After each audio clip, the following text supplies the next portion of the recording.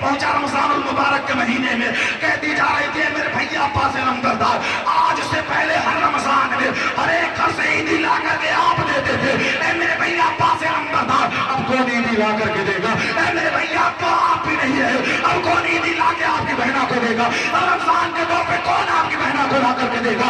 اب عید کے دور میں کون آپ کی بہنوں کو لا کر کے دے گا؟ یہ کہتی جا رہی تھی، روتی جا رہی تھی، اور روتے روتے اپنے دروازے کی چوکھٹ پہ بیٹھ جاتی ہے۔ جیسے ہی چوکھٹ پہ بیٹھتی ہے، اندر سے قرآن کی تلاوت کی آواز آتی ہے۔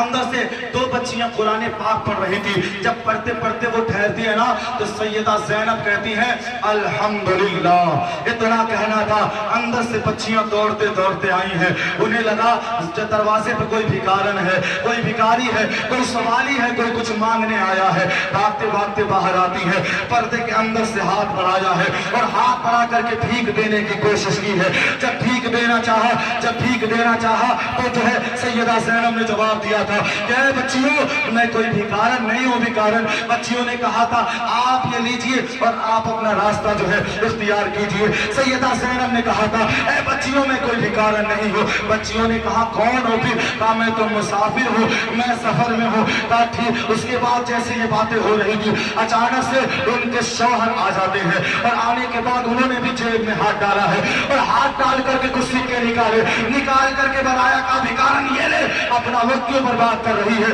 یہ لے اور دروازے پہ جا۔ اتنا سننا تھا، ذرا دیکھے کس قدر درد و الم کا پہاڑ ٹوٹا تھا نبی زادیوں پر، کس قدر سنایا گیا تھا نبی کی بیٹیوں کو، کس قدر رلایا گیا تھا نبی کی بیٹیوں کو۔ اپنی ہی بچیاں نہیں پہچان پا رہی ہیں، کیسا ظلم ڈالا گیا تھا کربلا کے میدان میں نبی زادیوں پہ، یہ اپنی ہی بیٹیاں نہیں پہچان پا رہی ہیں، کس قدر رلایا گیا تھا نبی کی شہزادیوں کو کربلا کی ریگزاروں میں، اپنی ہی بچیاں نہیں پہچان پا رہی ہیں، اپنا ہی شوہر نہیں پہچان پا رہا ہے۔